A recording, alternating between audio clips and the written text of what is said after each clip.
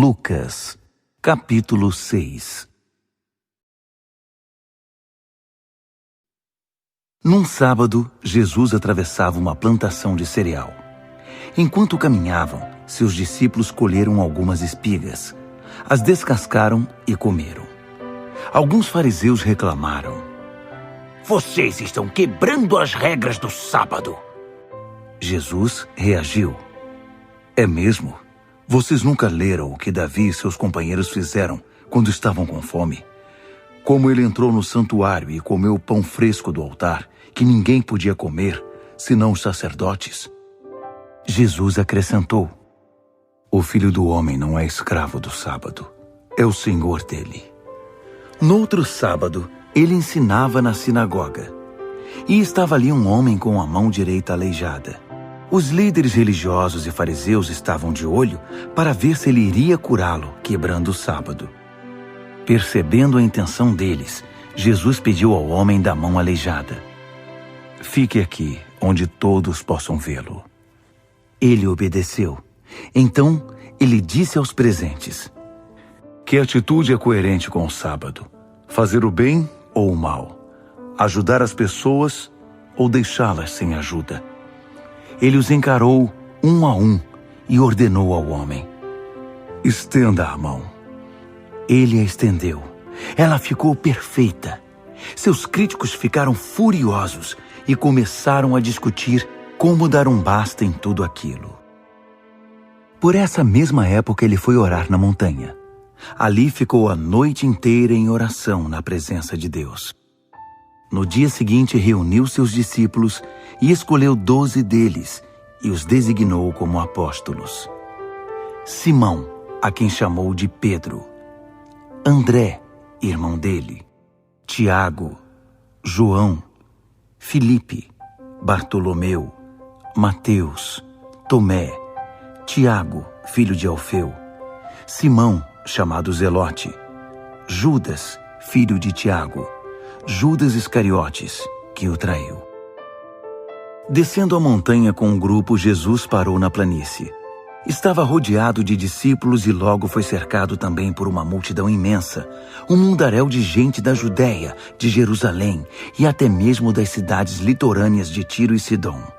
Vieram desejosos de ouvi-lo e de serem curados de suas enfermidades. Todos tentavam tocar nele, e quando dele saía poder, quem nele tocava era curado. Ele começou a falar: "Abençoados são vocês, quando nada têm para oferecer. Quando vocês saem de cena, a mais de Deus e do seu governo. Abençoados são vocês, quando sentem fome de verdade. Ele é comida e bebida, é alimento incomparável. Abençoados são vocês, que sofrem por terem perdido o que mais amavam. Só assim poderão ser abraçados por aquele que é a fonte de toda alegria. Considerem-se abençoados sempre que forem odiados, agredidos, expulsos ou caluniados para me desacreditar. Isso significa que a verdade está perto o suficiente para os consolar. Consolo que os outros não têm. Alegrem-se quando isso acontecer. Comemorem, porque ainda que eles não gostem disso, eu gosto. E os céus aplaudem, pois sabem que vocês estão em boa companhia. Meus profetas e minhas testemunhas sempre enfrentaram essa mesma dificuldade. Mas coitados de vocês, que amam os seus bens materiais, vocês não receberão mais nada. Coitados de vocês que estão satisfeitos com vocês mesmos e com o que têm, vocês passarão necessidade.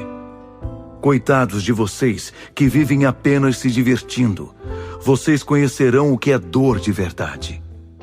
Coitados de vocês que dependem da aprovação dos outros, sempre preocupados em agradar a todos. Essa escravidão compromete a sinceridade. Lembrem-se de quantos profetas corruptos receberam a aprovação dos seus antepassados. Não repitam o mesmo erro.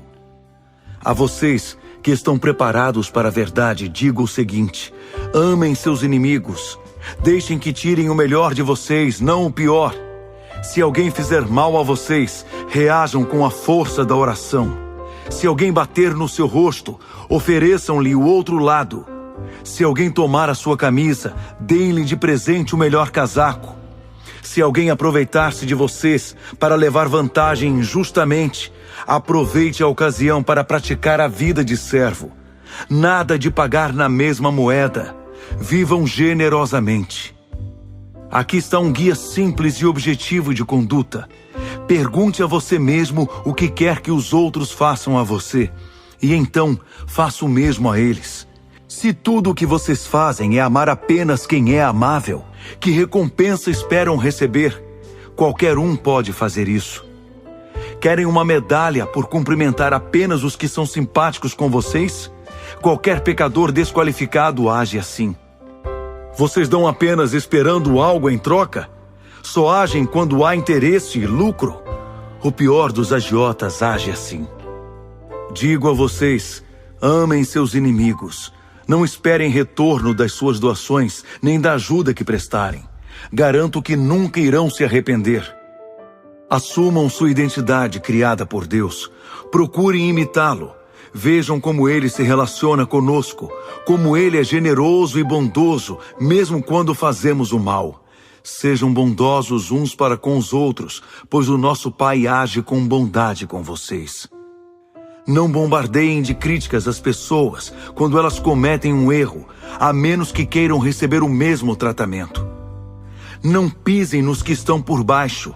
A situação pode se inverter.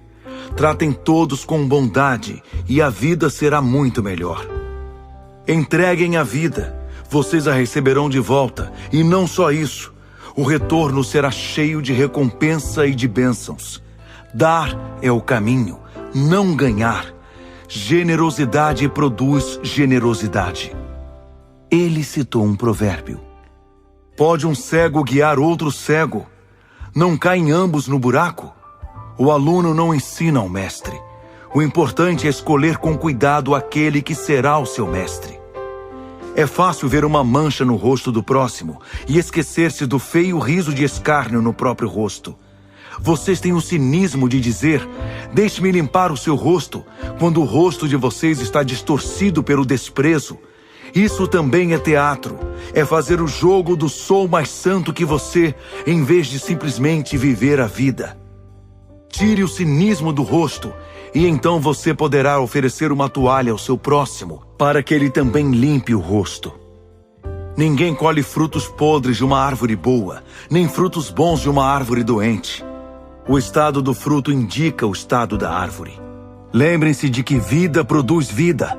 O que conta é o que vocês são, não o que dizem e fazem. Isso se comprova por seus atos e palavras. Por que vocês estão sempre dizendo, Senhor, Senhor, mas nunca fazem nada do que digo? As palavras que digo não são meros adendos ao seu estilo de vida, como a reforma de uma casa que resulta em melhora de padrão. Elas são o próprio alicerce, a base da sua vida. Se vocês puserem essas palavras em prática, serão como pedreiros competentes que constroem sua casa sobre a solidez da rocha. Quando o rio saiu do leito e investiu contra a casa, ela nem oscilou. Foi construída para durar. Mas se vocês usarem minhas palavras apenas para fazer estudos bíblicos, sem nunca aplicá-las à própria vida, não passarão de pedreiros tolos, que constroem sua casa sem dar atenção aos fundamentos. Quando o rio transbordou e avançou contra a casa, ela ruiu como um castelo de cartas. Perda total.